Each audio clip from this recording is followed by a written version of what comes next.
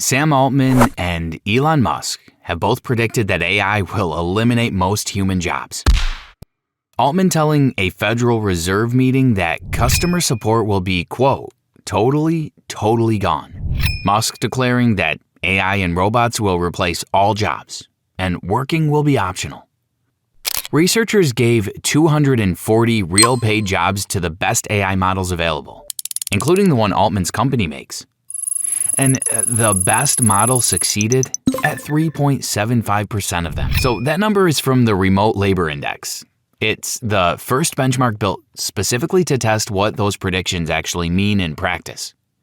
So not a simulated task, right? Not an academic exercise. Real jobs from a real freelance platform with real clients paying real money. The standard of success is simple. Did the AI produce work the client would have paid for? The answer, in 3.75% of the cases, was yes. To be precise about scope, though, the study tested 240 jobs averaging $630 each. So it covered design, video production, architecture, audio work, game development, and more. It tested Claude, Gemini, and other leading models. So the results were consistent across all of them. Gemini scored the lowest, 1.25%. Updated 2026 figures using newer models put the overall rate at roughly 2.5%. 2.5%. These are the models that are right now being used to justify the restructuring of professional workforces. We should look carefully at what they can and cannot actually do. This is barely human labs.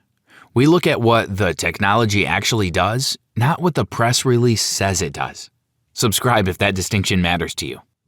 Before we get to the results, it's worth understanding why this benchmark is different from the ones making headlines.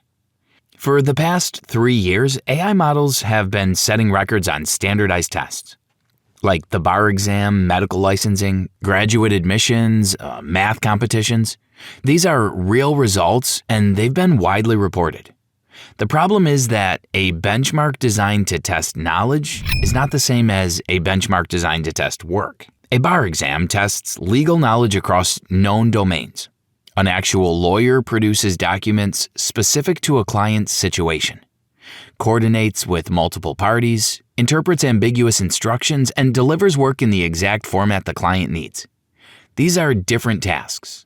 The bar exam measures one of them. The Remote Labor Index measured the second one, and it found 4 consistent failure patterns. So first, corrupted or empty files, deliverables that could not be opened. And then second was incomplete work. In one documented case, an 8-second video when the brief required 8 minutes. Third, output that was technically complete but fell below professional standards. And then fourth, internal inconsistency. So different views of the same architectural design that didn't match each other. These are not edge cases either. They appeared consistently across models, across categories, across the full set of 240 jobs. But listen, the study's not entirely negative, right? And being specific about where AI does perform matters, because the nuance is important. The categories where AI reached acceptable quality were consistent. Audio and image generation, basic writing, data retrieval, and simple code for visualization. These are tasks where the output is self-contained. Success criteria is objective, and multi-step reasoning is not required. Code generation has improved. Updated figures put it at roughly 8%, up from 3% in the original study. Data analysis and basic reporting are running at 5 to 7%. These are meaningful improvements. So the categories that have not moved are equally telling. 3-dimensional modeling and CAD design sit at 0%. Complex video production, multi-component creative work, no improvement across any model update. Yann LeCun, whose work on convolutional neural networks underpins most of what we call modern AI, has argued publicly that this ceiling is not a data problem. His argument is that large language models are designed to mimic language, not to model the world. They predict what the next token should be based on patterns. For tasks where the answer lives in those patterns, they perform well. For tasks that require building and maintaining a model of a specific situation across multiple steps, they do not. So his illustration. These models have been trained on every written description of chess ever produced and millions of recorded games. They still make illegal moves. Not occasionally. Consistently. You would not trust a chess player who made illegal moves to handle your company's architecture projects. If you've ever looked at an AI benchmark result and thought, but that is not actually what I do all day, you were right. Subscribe. Here's the financial version of the story. Okay, so as of early 2026, U.S. investment in AI had crossed $285 billion. The investor thesis has been consistent.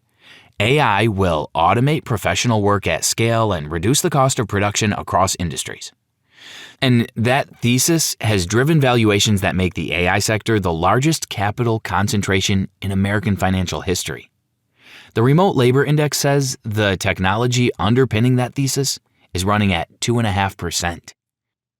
A PwC survey found that 60% of CEOs reported no measurable financial return from their AI investments. Gartner projects that half of the companies that replaced workers with AI will need to hire them back. These findings are not from critics. They are from the firms those same companies pay for strategic advice. There is a historical pattern here that's worth naming.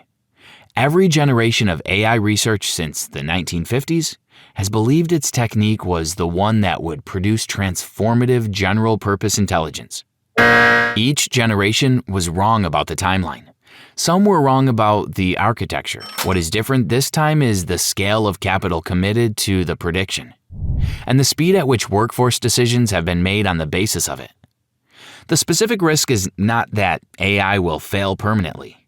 It may not.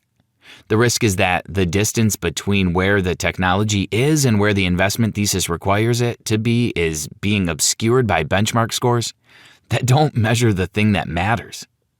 And the FDA has received more than 100 reported cases of AI malfunctions in medical settings, including documented cases where AI systems provided incorrect information during surgical procedures, leading to patient harm.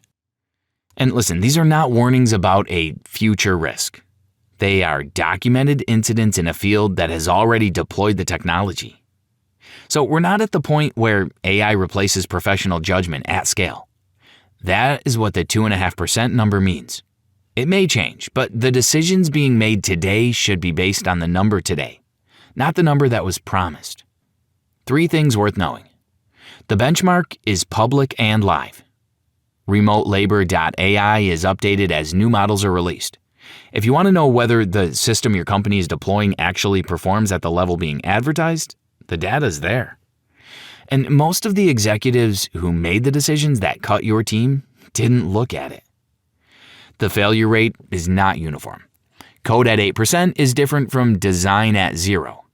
Knowing which category your work sits in is more useful than the 96% headline. And the trend line matters, right? The improvement from 3 to 8% in code over 12 months is real. If that rate continues, and there's no guarantee it will, the picture changes. The argument is not that AI will always fail at this rate. The argument is that the decisions being made now are based on capability that does not yet exist. This is barely human labs. We experiment on modern life in the age of AI. Subscribe, because the next earnings call will reference AI productivity again. Sam Altman and Elon Musk are still predicting the same future. The benchmark is still at 2.5%.